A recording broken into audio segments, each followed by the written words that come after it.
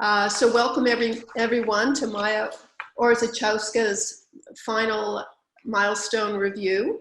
The title of her thesis is Vulnerability and Intimacy in Architecture. Her first reader is Colin Ripley and her second reader is John Circa. And I also wanted to welcome our guest critics today. We have Joanna Hermé from 5468796 Architecture, Winnipeg, who's co-founder of the firm with Sasha Radulovic. Their work has been widely published and recognized with awards and publications. They've represented Canada at the Venice Biennale with Migrating Landscapes. Joanna teaches and lectures extensively internationally and was most recently appointed visiting professor Morgenthau Chair at IIT's Architecture School in Chicago. Carol Phillips, our second critic, is a partner at Moriyama and Tashima Architects in Toronto, where she has led some of the firm's most recognized civic, cultural, and educational buildings. She's a fellow of the RAIC and is recognized for her collaborative skills and design leadership. She is partner in charge of Ontario's first tall wood institutional building called the Arbor, won in competition for George Brown College, which also happens to be quite a beautiful building as well as being sustainable. So we'll begin. You've got 20 minutes to present Maya, and then we'll have conversation and comments. Sure. Okay. I'm just going to mute myself while I present.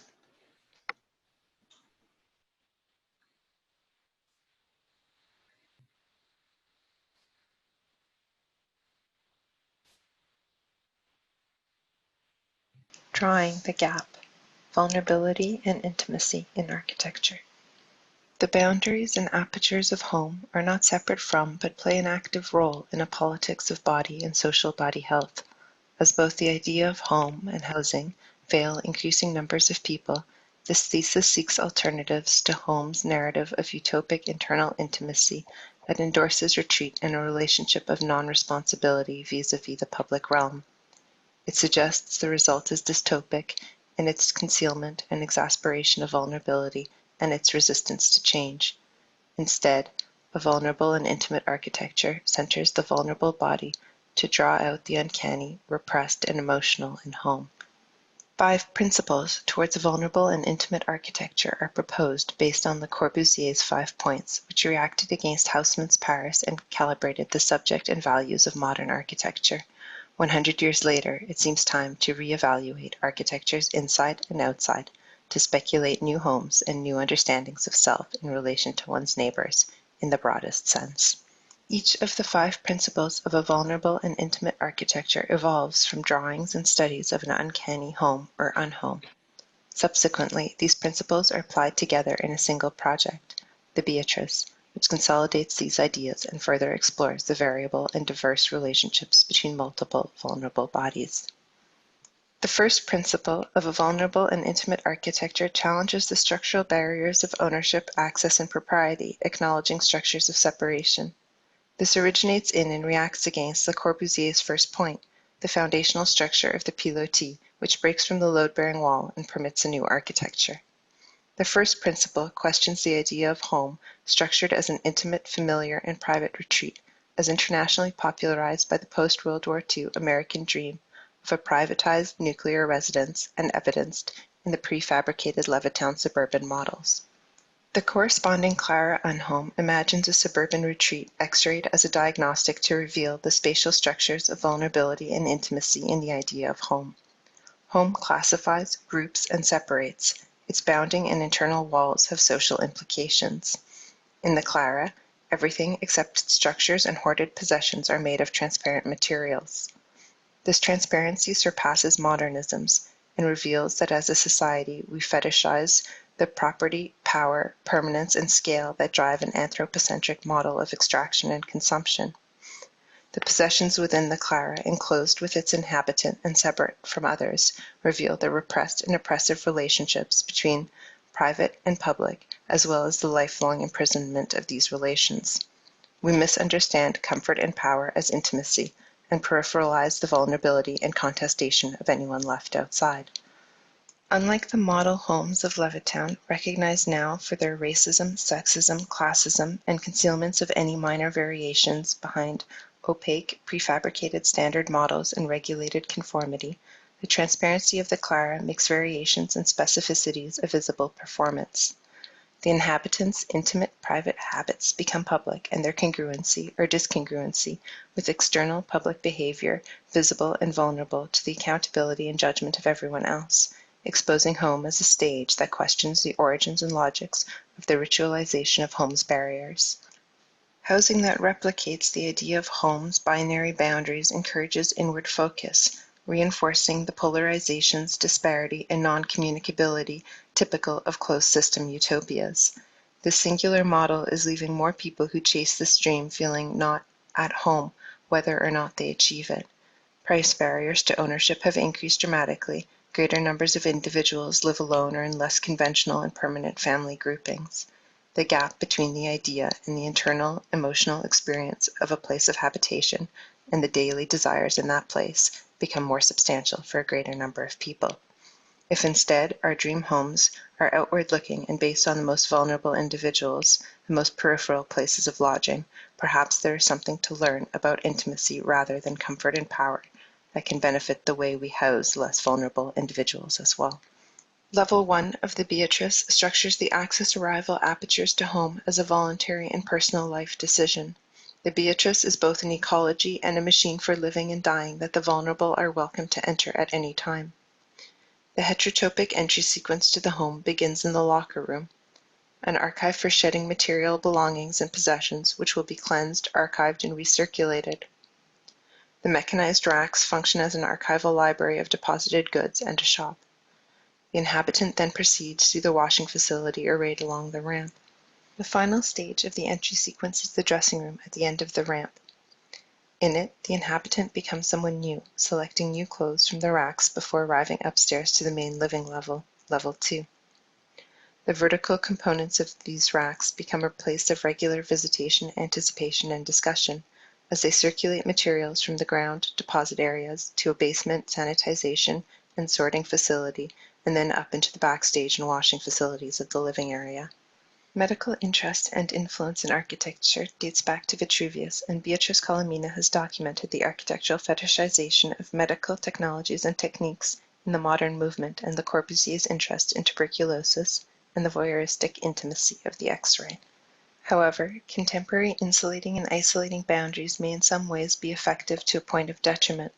For the architecture of home to address vulnerability to illness today suggests a reassessment of a paradigm that aims at maximum insulation. While highly contagious new strains of airborne respiratory diseases, such as the 2019 coronavirus, remain a risk for contagion and global impact, the psychological and emotional vulnerabilities of this disease and others must also be considered and balanced. In recent years, the leading cause of global fatalities have been due to cardiovascular diseases. Their risk factors include stress and behaviors that correlate with stress. The rates of anxiety and depression have increased close to 50% between 1990 and 2013 and correlate with increased suicide rates across wealthier countries. These increases in diseases of the heart and mind can be understood as an effect of the gap between the idea of home and self and the corresponding experience. The futures we dream and the homes we hope to make our lives in represent a problematic understanding of intimacy and of ourself in relation to others. The second point in a vulnerable and intimate architecture is to curate and balance temporary insulating facades based on vulnerability and inspired by Le Corbusier's free facade. The facade in corpse architecture is no longer load-bearing and has greater flexibility of positioning. In a vulnerable architecture, following the restructuring of architecture around the most vulnerable members of society, the facade no longer fortifies privilege and propriety. Instead, the second point questions whether the facade could evolve into a freer and more flexible set of distinct and personally managed facades. The corresponding Jane Unhome merges two traditionally distinct vulnerable medical spaces, the hospice and the asylum. In the Jane spatial configurations, insulation, like its etymology and cyclical isolation, or the creation of an island from dry land as seasonal waters rise in a river, is understood to be a temporarily dictated phenomenon based on holistic understanding of health and emotional state. This is based on Beatrice Preciado's advocacy of the personal and the observations of Sarah Ahmed that spatial organizations based on the fixity of an ideal implicitly prioritize and facilitate certain proximities and interactions while restricting others.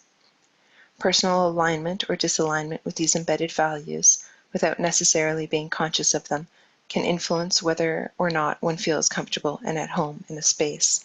Instead, the boundaries and apertures of the Jane can be adjusted based on more variable conditions from which one might wish to insulate or expose a specific body in a specific moment.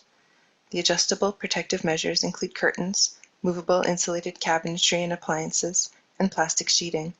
The degree of vulnerability expressed by the space makes it an expression of interest in the external world and a balancing of a nuanced and personally appropriate emotional experience of separation, adjustable for levels of care, visitors, and unique personalities.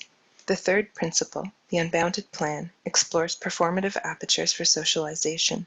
It suggests that all boundaries should be treated as a dialogue shared and influenced by internal and external constituents. The third point explores the solidity and fixity of home's perimeter, searching for spaces of performative overlap, simultaneity, and juxtaposition. It is inspired by Le Corbusier's free plan, which is only free within the confines of the perimeter of the building.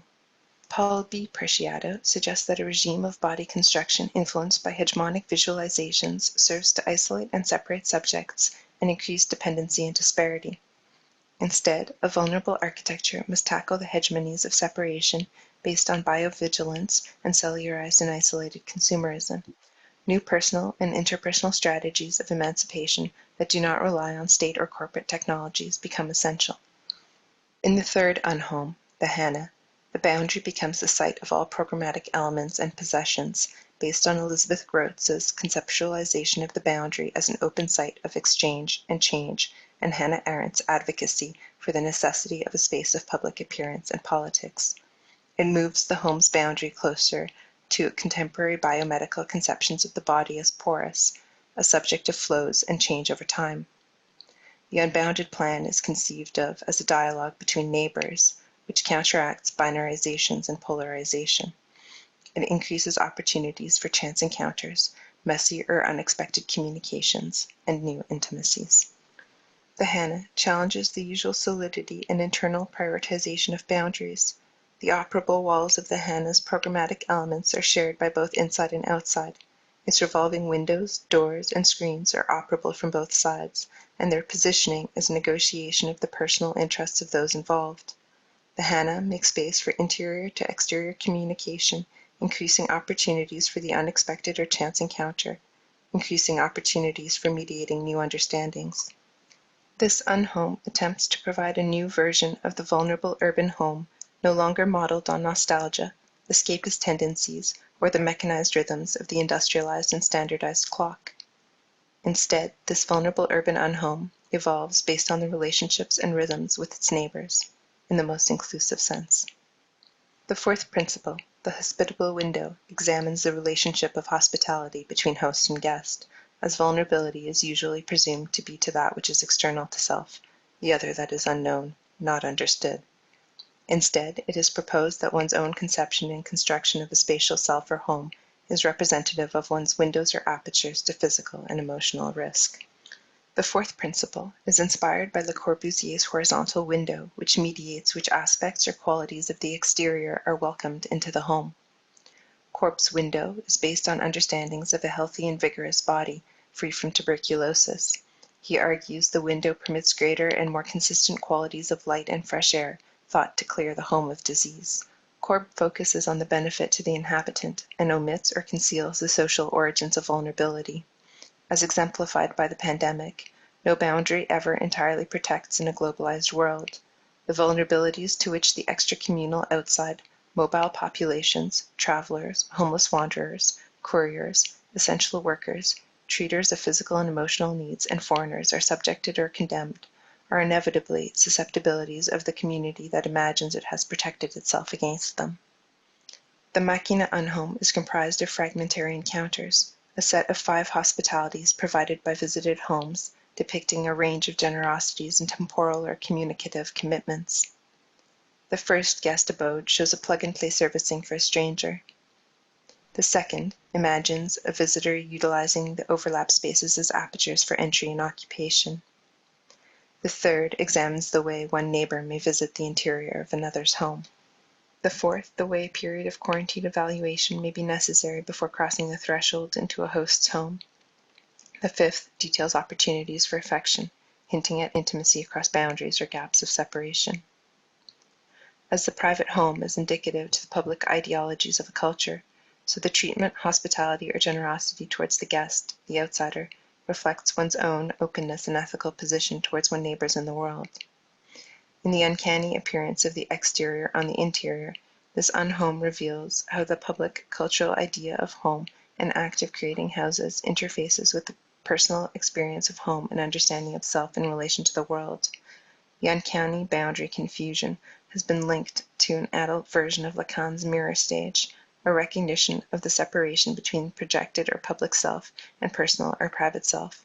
These two selves interface at the boundary condition.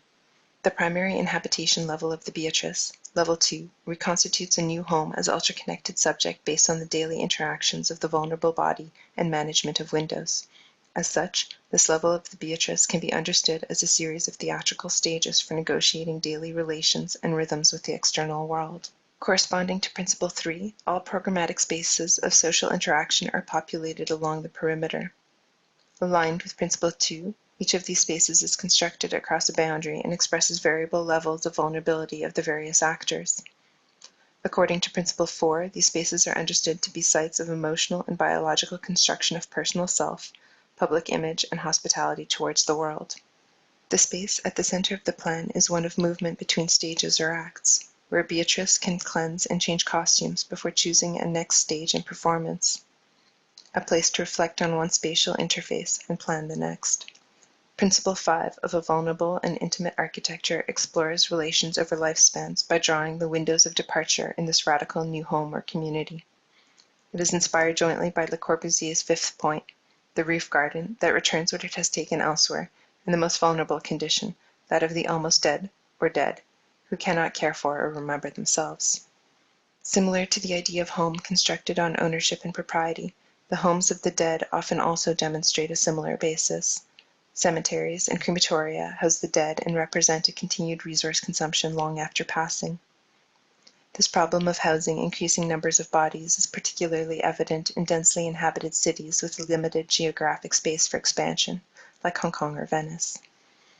Instead, a vulnerable and intimate architecture reimagines death as accumulation of life and a celebration that recognizes the living are always an accumulation or repository of the most precious resources, the interpretation of ideas, memories, and performative acts of those past. The fifth unhome, the Georgina, suggests death is not a moment of total insulation and non-communicability with the world, but that a funeral is an opportunity for projecting and sharing the emotional accumulations others have gathered of an individual's life performance. It is influenced by ideas of trans-individual subjectivity over time, as captured in a narrative Georgina Bourne presents about Bourne's passing mother. The anthropological narrative demonstrates how memories linger and continue to influence care, consideration, and interest after physical bodily communication is no longer possible. The dead or almost dead are reliant on their past communications or externalizations, having been internalized and empathized with by others. The Georgina examines the release of the remains of those that are gone, a final dialogue through the most minute and most expansive internalizations and externalizations of their remains. In the Beatrice, the end of life is an intimate and personal matter, and home is a place one can stay to die. Rather than expel the vulnerable into a foreign, impersonal institution, they remain at home and are cared for across its perimeter boundary. A departed life becomes the premise for a procession to Level 3 plan, the open-air memory garden. The seating and screen are organized to accommodate the celebrations that accompany a departure. The Roof Theater's presentation screen represents the complete transformation of a home's boundaries and understandings of self in relation to neighbors and context. It is the departure of a material, possession-based definition of self, replaced with one that is based on generosity and accumulated encounters with others. The Beatrice refocuses architecture to the life of its inhabitants, collections of interactions and reflections. The inhabitants of the Beatrice can be spotted peering from the windows and on lookout from the roof. scanning the horizon for changes in contextual patterns and anticipating the approach of visitors.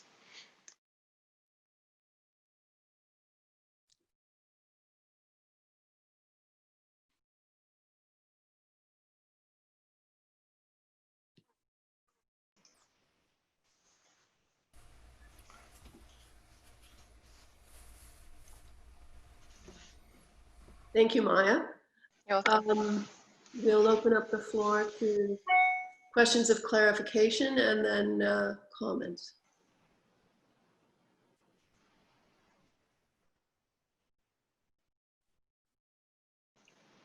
Does anyone have any questions for Maya?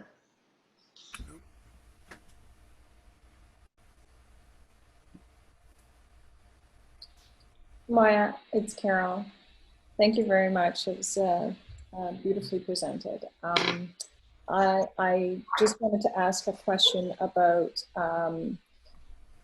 how you saw this developing around. I think what I'm understanding is that Thesis is sort of developed around an individual, and then maybe with the extension to an other. But do you imagine the thesis broadening beyond small grouping or to a larger community? I just trying to understand the framing of your exploration. Right.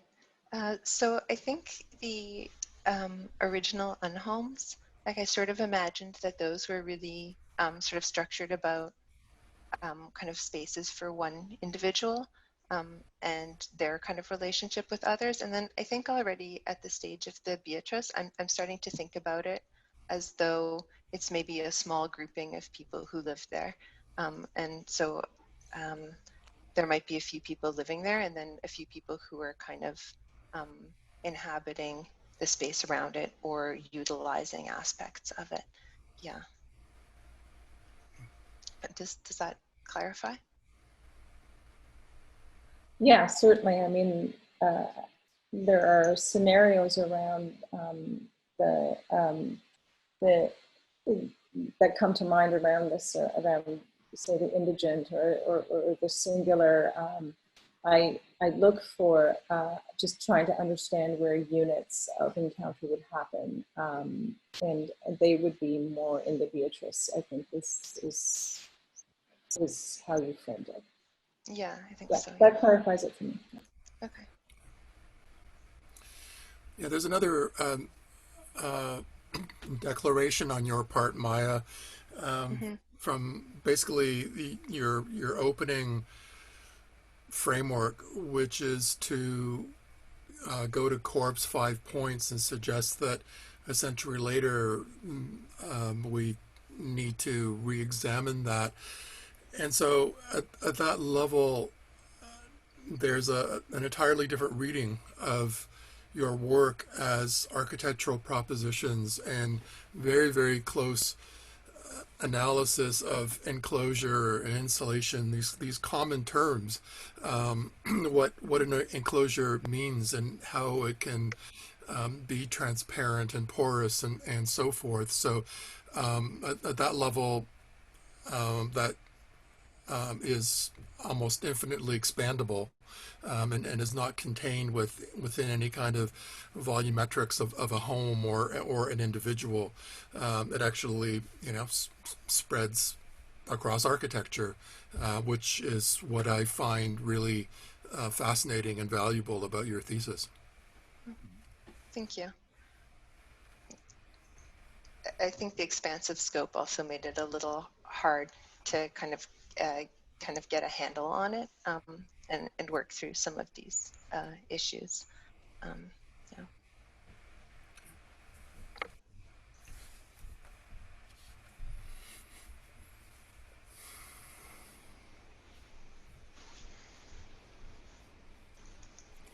The drawings are absolutely beautiful. Thank you. I was wondering, Maya, if you could speak to a little bit if there's an intention at all to draw any sort of contextual relationship from one to the other. Is there some sort of contextual dimension that you're not speaking to? between the various components? Right. So I think like when I actually sort of developed the thesis kind of very much the way it's presented. So like the first sort of sequence of the 5 unhomes, like they were really me working through Corb's points. And so they were kind of imagined as these sort of kind of standalone, almost separate objects. And so, yeah, I think like they didn't really develop next to each other, although there's aspects of them that sort of like there's one of the machina, the traveler, like one of them is sort of imagining she's visiting one of the other houses. So there are some areas of overlap, but I think there would almost be like a benefit to looking at them in a little bit of a less abstract way, and starting to think about kind of with these ideas, like where does that sort of move forward, kind of in a sort of real in situ kind of particular spaces, or kind of as a kind of community maybe, rather than these sort of like abstract objects. Yeah, I'm I guess leading to that, I'm wondering if that projection will give us more information about sort of how these may inform something in the future or current situation in the world, as we spoke about the pandemic, and what do we ultimately, maybe this is a leap too much forward at this stage, but what is the value that we're gaining? What are those relationships that you're exploring? What new information do they give in terms of domestic habitation we could benefit from? Yeah, it's sort of something I think I would be really excited to look at. I just sort of unfortunately didn't quite make it there after coming up with some of these ideas. Right. Thank you.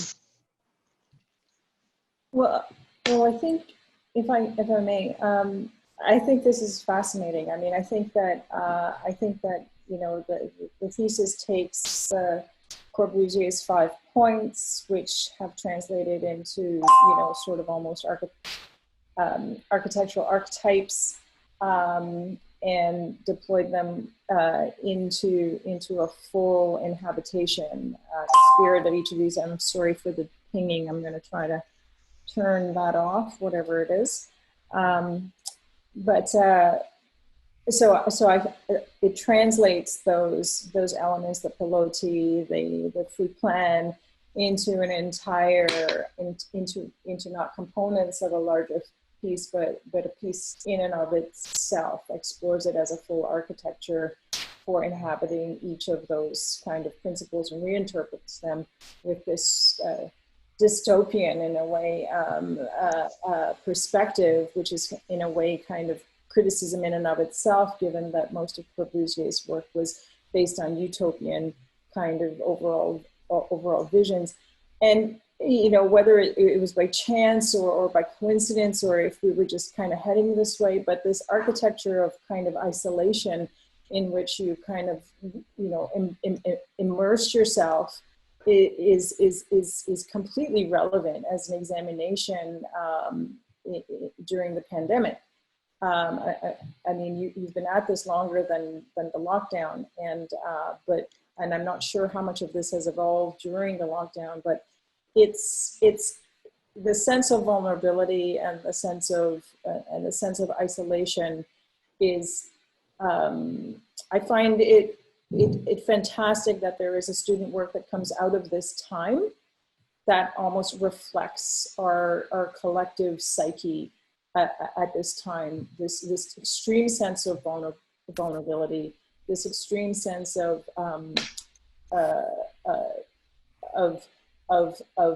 uncertainty with respect to how we could cohabitate or habitate with others or connect with each other. And at the same time, this not only personal vulnerability, but, you know, here you are in my house, and I've chosen the blankest wall that I can, just because I'm kind of tired of showing everybody everything in my life.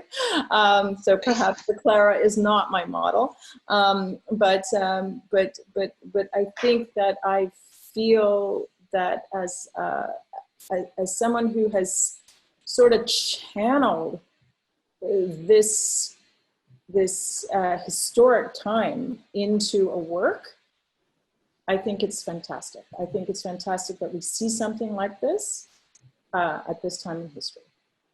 Thank you. If I could just say, I think what's so fantastic for me about it, Carol, is, well, you know, Maya has been working on this for over a year now, right? So well before lockdown, as you said, and all of the ideas around enclosure and separation and vulnerability were there. That's what the thesis was about on the day we went into lockdown. So you know, it was pretty much a, oh my God moment when that happened. But what I really appreciate is that there are no, let's call them utopic answers being given here. There are a lot of hints and a lot of suggestions and a lot of attempts and a lot of, you know, crawling towards something. But just like, you know, all of us today, we don't know what the world's going to look like when and if we climb out of this thing. And we're just kind of, you know, grasping towards some way of remaking our lives. And Maya has shown us exactly that in her work. I think it would be much less powerful if it was, you know, tied up in a pretty bow with some very precise, this is what we have to do to be, right?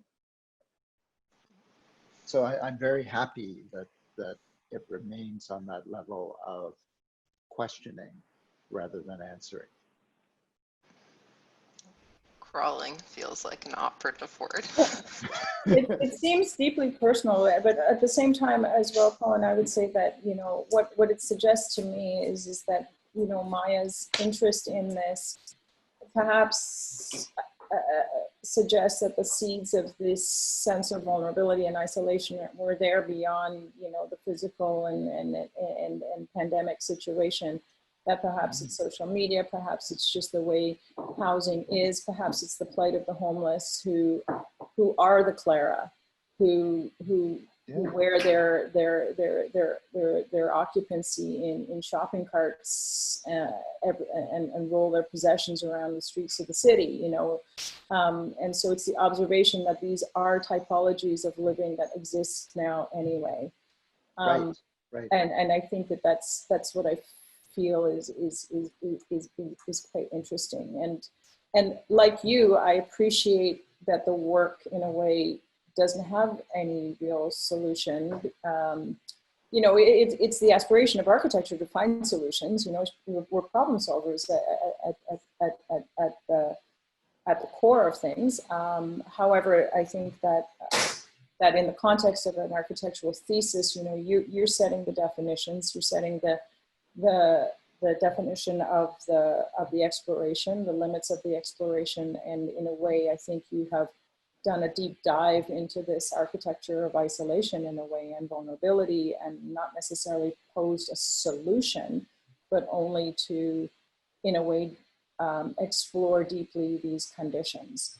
You know, of which I would think that the Hannah perhaps has the suggestion of the one that could be translated into a model wherein you have micro units that figure out how people can safely interact with other people in times of pandemic, or even just, you know, I can imagine the aged. How do you still stay safe, but can interact with your neighbors?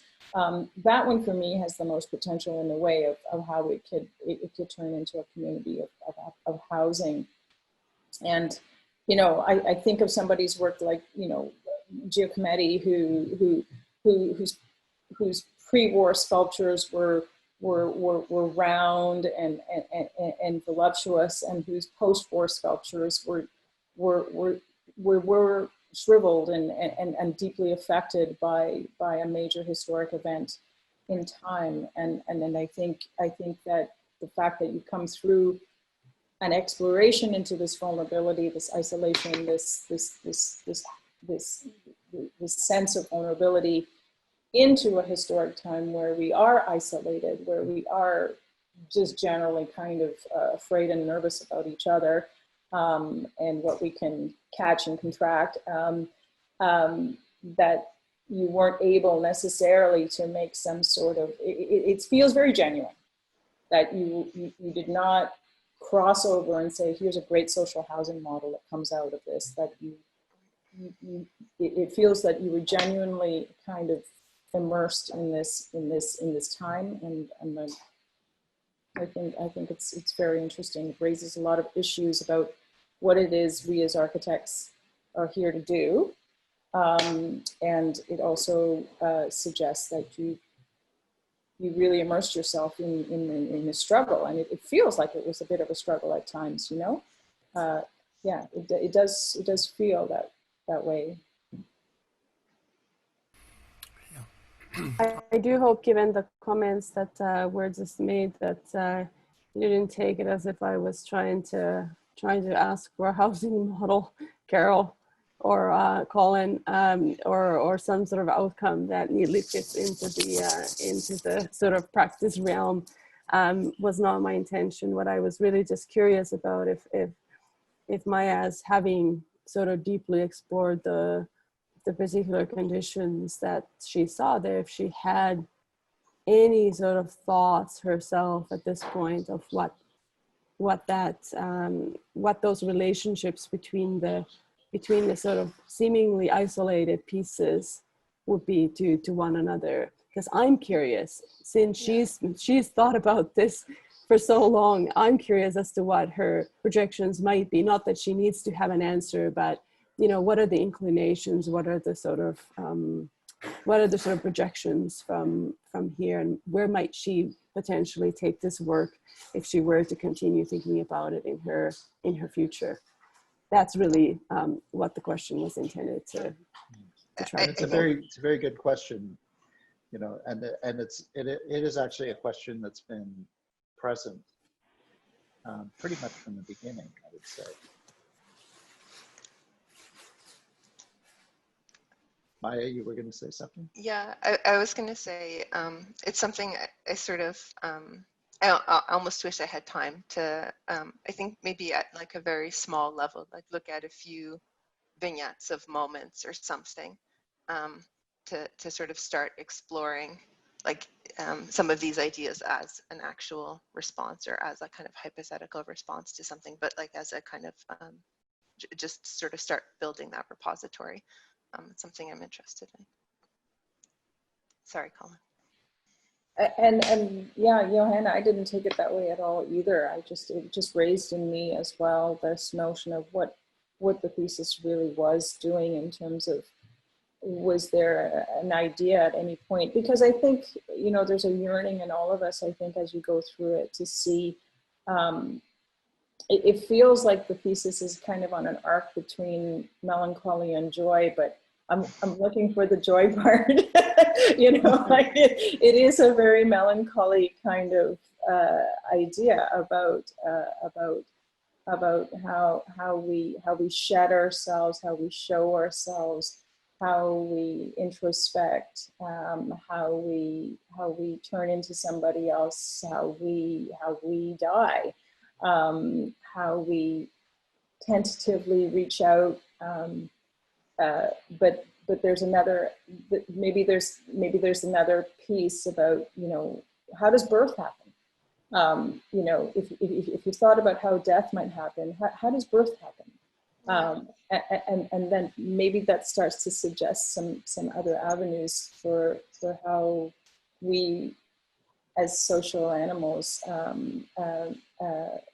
reach out to the others through this, you know, whether it's through a thick membrane or not, I don't know, but somehow we how do we socialize in this? How do we maintain that cycle within this?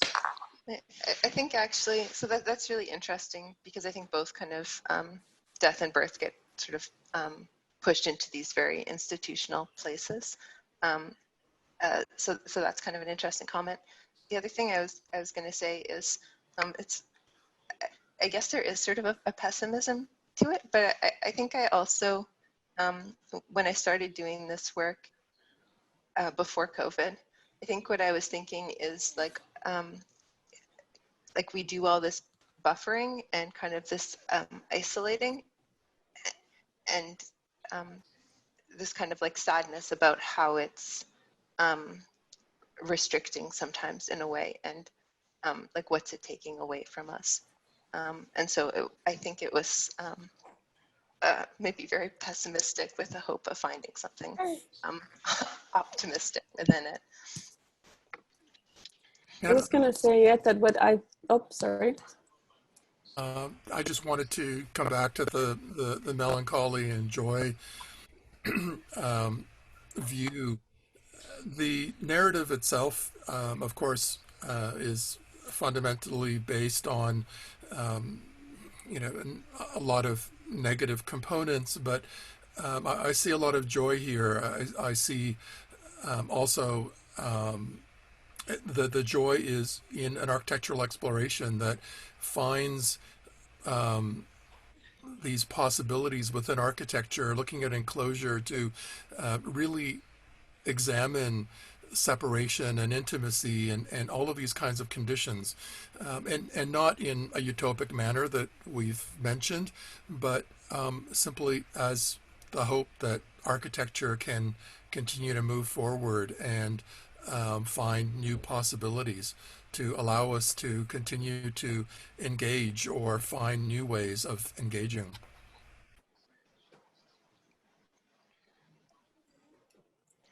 And I wanted to add that to me too, has been kind of pointed out, is what I think there's a great power and something really evocative in the work that really creates an emotional response. And we're talking about melancholy. I was thinking dreamlike somehow. That's but it also, what it does in me, and hence the questions, is that I just sort of I want to peek out of that sort of in between these spaces, and I'm just dying to know what's out there, and that's the context question that all of these great questions within the home, and of course that's your focus, but what it does in me is that I sort of almost feel like there's this great sort of unknown, this membrane that's connective tissue between these vignettes that we're getting into the various domestic spaces, and somehow I'm just dying to know what happens just beyond that. Who is watching the performance from which one was it, with the theatrical home as a stage, right? So who's out there, who's watching you, and what that relationship might be like, and what information could that give us about our current condition, where we are and how we might behave in the future. And again, not necessarily seeking for answers, but I'm just so curious about what your thoughts were and what your projections were into that other. Yeah. So anyway, you don't have to have an answer. Not yet. One day, hopefully. But right. It's interesting, Johanna. I was just involved before the project was scrapped in being part of the buildings team that evaluated sidewalk labs for the City of Toronto, and there are elements of this thesis that are not dissimilar to some of the examinations that happen in that very utopian project, a very utopian idea about alternative living and working together. How do you create sense of privacy and flexibility? How do you start to engage with or not engage with your neighbors? How do you live in micro units with furniture that tilts and turns and transforms your space and allows you to work in a space and then live in a space? And so, you know, it's interesting that the architectural resolution of this examination does have, I can see in some of these explorations how they were applied into a very utopian vision of how people live together. And I think that this is what makes this thesis really, really interesting. It's a deep personal dive that in a way reflects the time we're in, but at the same time, I can see how you have lots of avenues to continue to address some of the questions that Johanna is asking, and take it in different directions. I don't see it as a closed thing at all. I think you can, with time, answer some of those questions that Johanna is asking, or even explore some of them in interesting ways. And I think that's always the reflection of strong work, is that there's places it can go. Thank you. It's unfortunate that we can't see the drawings as boards simultaneously, that we're sitting here looking at your last slide instead of the whole presentation, because it would be nice to have a grid of the different house drawings and be able to look at them as a whole piece, because I think we do start to see some themes and repetitive architectural moves and ways of representation that we can only recall at the moment from what we've seen. Cheryl, unfortunately, I don't have a grid. That's actually a kind of interesting idea for the document. But if anybody wants me to go back to anything, I do have like the booklet. So we can kind of pop back and take a look if there was any specific drawings that someone's sort of tempted to sort of specifically talk about or dive into. Yeah, I should have put together a grid or maybe a slide that had a few images on it at least. But it would be possible for you to just slowly kind of flip through the various slides in your presentation. I don't have a specific one that I'm asking you to go to, but it would be just great because it went by pretty quickly, and just to be able to kind of revisit and see. So it was a pre-recorded video, so I'm just going to pop out of the video. Oh, I see. We won't have any of the animations, but we'll have all the same images. If you just give me a moment, and then we can kind of just actually, maybe what I'll do is I'll go into presenter mode and just sort of flip through this again. And if anybody wants me to stop, maybe just let me know. I mean, one thing I was going to say is, having seen the presentations over the past year, that I think you've really pulled the thing together as a succinct argument. The individual houses and their clarity with respect to Corb's 5 points, their relationship to the individual theorists that they're associated with, and I think the kind of consistency of language between them has been pulled together too, which we're seeing now as you're rolling through them again. I think it's interesting how much the Maison de Verre has been an influence on the project. You know, it's kind of mechanistic, adaptable qualities. There's that's consistent within each of these projects: the hinging, the membranes, the translucency, the X-ray view. One thing I guess that I'm seeing that consistently is we're getting an objective view. And we asked you at a previous presentation to show us more plans and sections. And you've done that this time. But we're always looking at these things as a viewer from the outside. And interestingly, there's very few subjective views. You know, often in architecture, we're presenting buildings as one visually experiences them from a fixed point. And yours is always this kind of X-ray vision or outsider vision of the characters within the play and their boundaries. I think like part of it when that started was because they were these kind of micro spaces, and like just with I guess technology, like to take images within these micro spaces.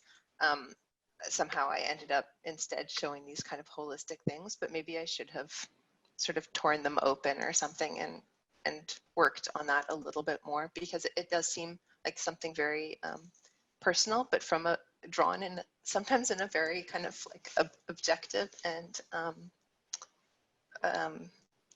yeah, like sort of it's sort of not, it doesn't give you those moments, and maybe that's a little bit like Joanna also asking me about the sort of specific sort of site or the kind of contextualization. Like I think that's also like what you're saying, Cheryl, is like also this kind of idea of kind of contextualization, and what does it feel like to be in these spaces? What do they feel like in kind of a reality, not from this sort of abstract kind of plan like or like very flat elevation views. I wonder if I could just add a comment to that, because you're saying that, Maya, and some of the comments that led to you saying that, I think is really, it's kind of making clearer to me what my response has been. Mm-hmm. And one of the words that came up for me when I was viewing your material was there was something about it that to me felt a bit hermetic, hard to get at. And it's really interesting that now you said that, you know, the content of the work, the subject of your investigation is not necessarily the way you approach the presentation. And I think there is an interesting thing to be said about that. Also, when you ran through your images again just now, realizing that they're virtually all two-dimensional orthographics, there's a way in which they feel a little remote, which is actually, I think, makes them a bit invulnerable rather than vulnerable. So there's this kind of tension between the presentation itself and the areas of architecture that you're investigating. So I think that's, I'm not sure what to say more about that, but there's been this, I've had this feeling of a kind of tension between the stuff you're talking about and the way I'm able to read it. Yeah, I think it's interesting because I have, like, obviously I have this huge 3D model, and maybe it's just because of some of the issues I'm talking about with everything moving and everything transparent. I was just never kind of completely happy with it in the sort of three-dimensional, and that's my own kind of inability to sort of accept the vulnerability of these kind of messy in progress spaces. But maybe it would have been helpful in a way to kind of find a way to vignette those a little bit, or to kind of capture them somehow. But my gut, there's gut tells me. Sorry, John. Go ahead, Colin. You go first. Okay. Okay, I will. All right. My gut tells me that I hadn't noticed it before, but I completely agree that with Marco, that there is a tension here between the almost clinical form of the drawings, and the idea of vulnerability that you're talking about. And I'm not sure that tension is a bad thing. Right. I have a suspicion that tension actually adds to the power of the project. I don't know for sure, but that's my suspicion. And that if you started to loosen it by introducing, as Cheryl said, subjective drawings, it might lose some of that tension and lose some of that, I don't know, intensity. Right.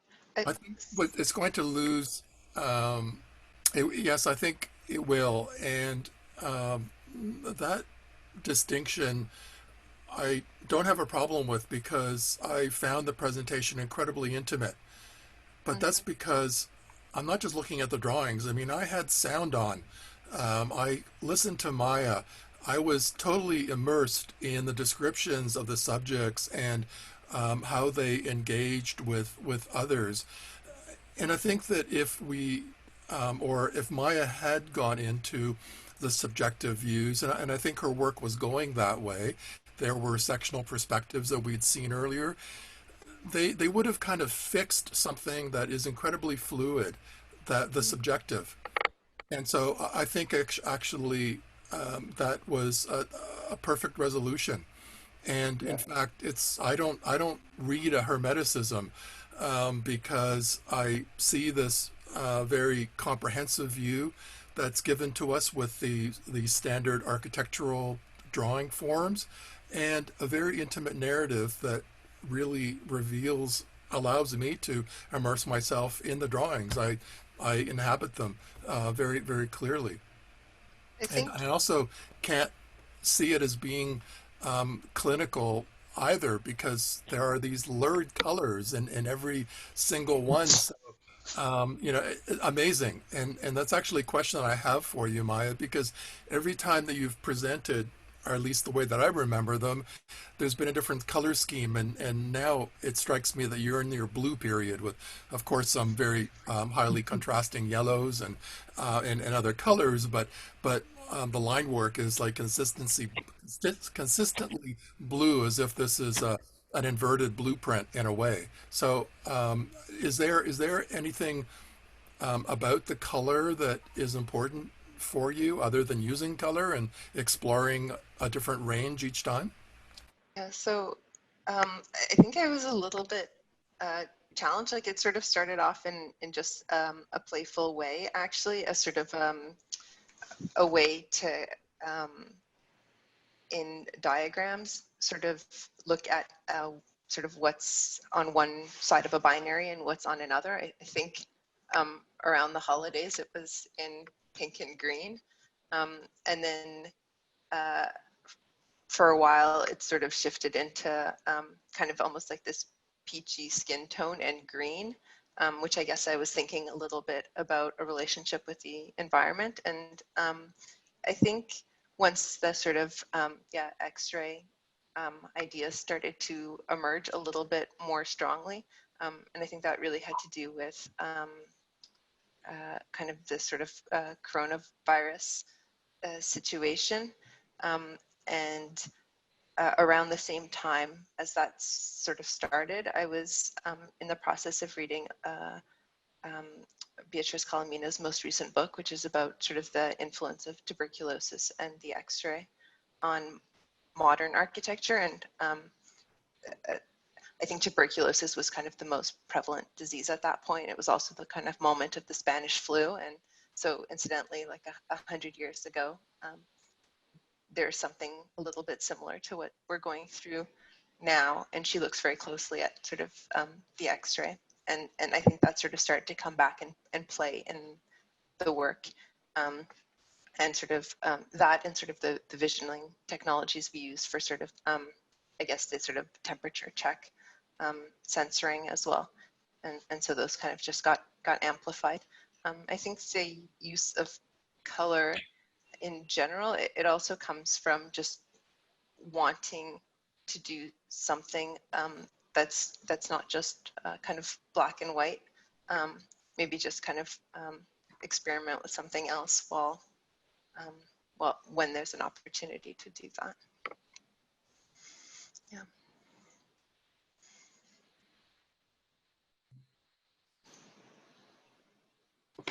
Are there further comments?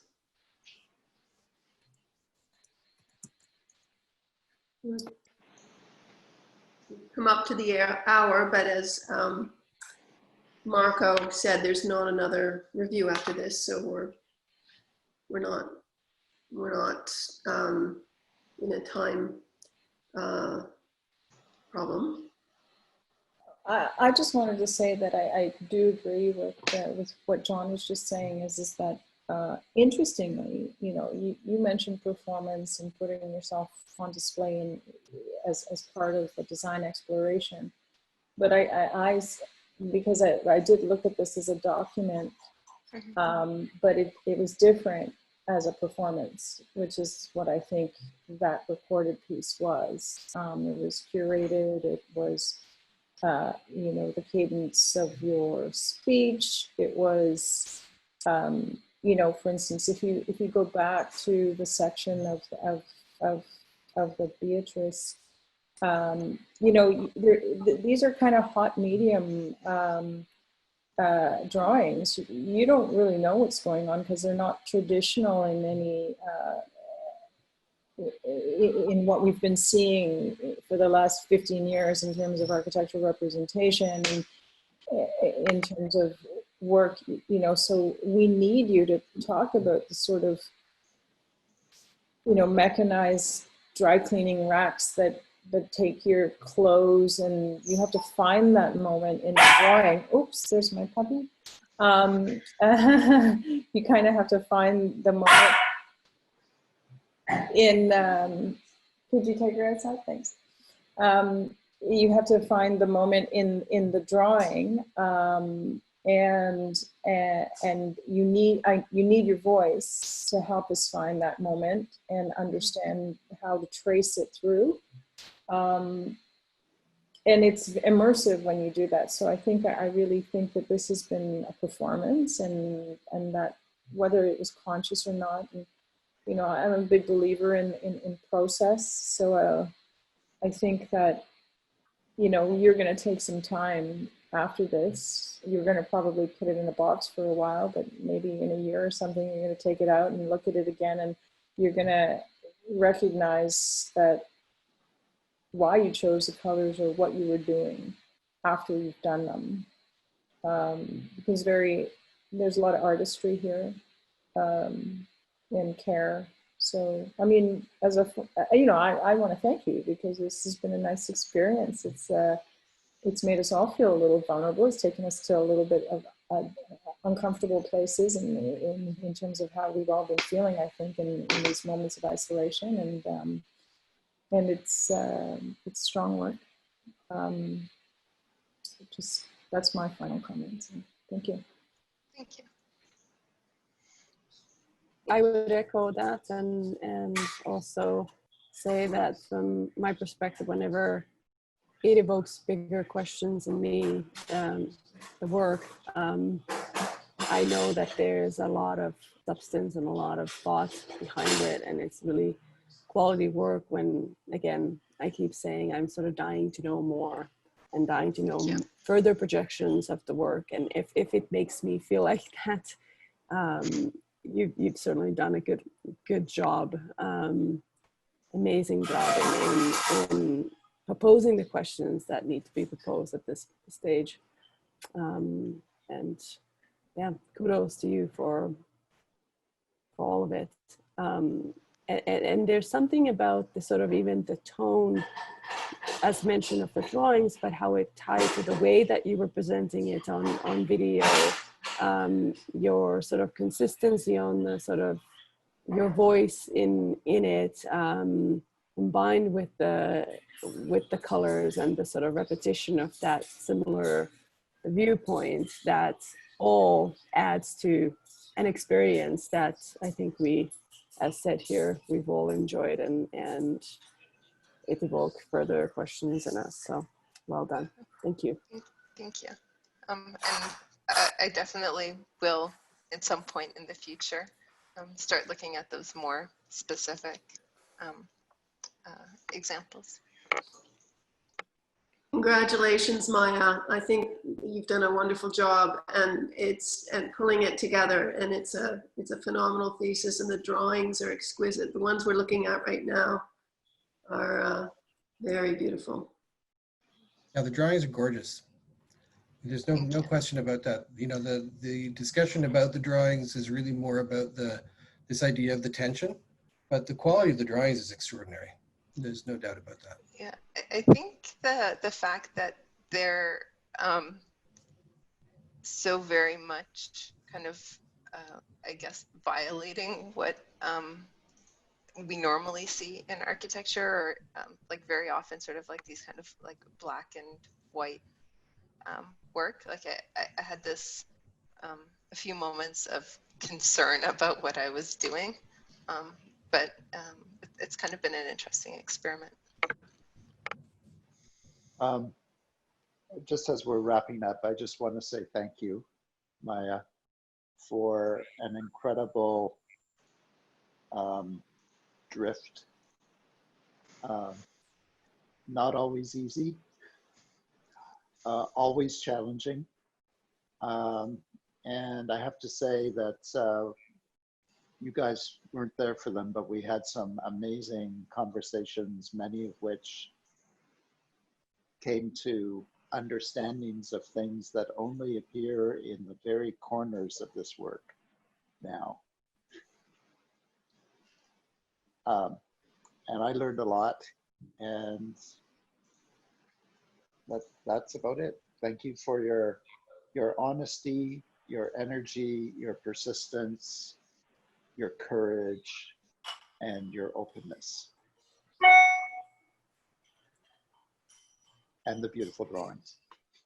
Colin, thank you for your, I guess, tolerance and for guiding this process. I think there's been a lot of thieving here.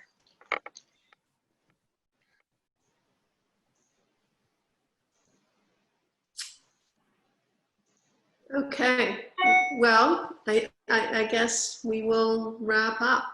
Thank you very much, Maya, and thank you, Carol and Hannah. It's been really a lovely experience.